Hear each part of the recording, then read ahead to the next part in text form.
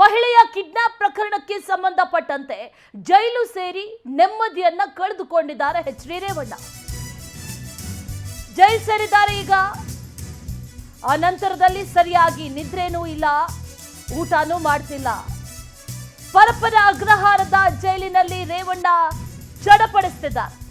Kidnap ಕೇಸ್ನಲ್ಲಿ ಜೈಲು ಪಾಲಾಗಿದ್ದಾರೆ H D Revanna. ಕಳೆದ 3 ದಿನಗಳಿಂದ ಜೈಲಿನಲ್ಲಿದ್ದಾರೆ ಮಾಜಿ ಸಚಿವರು. ಹೊಟ್ಟೆ ನೋವಿನಿಂದ ಬಳಲ್ತಾ ಇದ್ದಾರೆ ಅನ್ನುವಂತ ಮಾಹಿತಿ ಲಭ್ಯ ಆಗ್ತಾ ಇದೆ. ಜೈಲಿನಲ್ಲೇ ವೈದ್ಯರಿಂದ ಚಿಕಿತ್ಸೆಯನ್ನ ಕೂಡ ಪಡಿತಾ ಇದ್ದಾರೆ.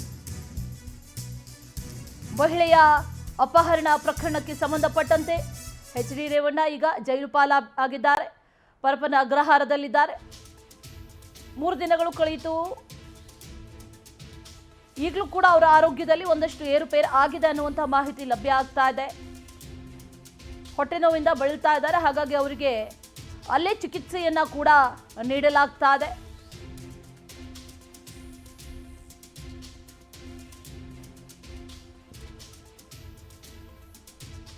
ಪರಪ್ಪನ ಅಗ್ರಹಾರದಲ್ಲಿ ಕೈದಿ ನಂಬರ್ 4567 ಆಗಿದ್ದಾರೆ ಈಗ ಎಚ್ ಡಿ ರೇವಣ್ಣ. ಆರೋಗ್ಯದಲ್ಲಿ ಸಮಸ್ಯೆ ಇರುವಂತ ಹಿನ್ನೆಲೆಯಲ್ಲಿ ಜೈಲು ಸಿಬ್ಬಂದಿಯೂ ಕೂಡ ಅವ್ರ ಮೇಲೆ ಬಹಳ ನಿಗಾ ಇಟ್ಟಿದ್ದಾರೆ. ಈ ಪ್ರಕರಣದಲ್ಲಿ ಪ್ರಮುಖವಾಗಿ ಕೇಳಿ ಬಂದಿರುವಂತ ಆರೋಪ ಏನಿದೆ, ಆ ಆರೋಪಕ್ಕೆ ಸಂಬಂಧಪಟ್ಟಂತೆ ಪ್ರಜ್ವಲ್ ರೇವಣ್ಣ ಇನ್ನೂ ಕೂಡ ವಿದೇಶದಿಂದ ಭಾರತಕ್ಕೆ ಬಂದಿಲ್ಲ.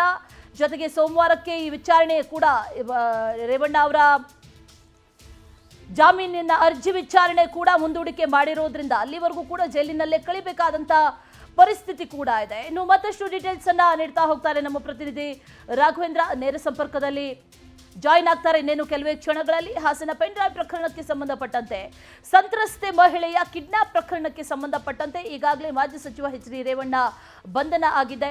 ಬಂಧನ ಆದ ನಂತರದಲ್ಲಿ ಒಂದಷ್ಟು ಆರೋಗ್ಯ ಸಮಸ್ಯೆಗಳನ್ನ ಕೂಡ ಎದುರಿಸ್ತಾ ಇದ್ದಾರೆ. ಅವ್ರಿಗೂ ಕೂಡ ಒಂದಷ್ಟು ಟ್ರೀಟ್ಮೆಂಟ್ ಅನ್ನ ಕೂಡ ಜೈಲಿನಲ್ಲಿ ನೀಡಲಾಗ್ತಾ ಇದೆ ಅನ್ನುವಂಥ ಮಾಹಿತಿ ಲಭ್ಯ ಆಗ್ತಾ ಇದೆ.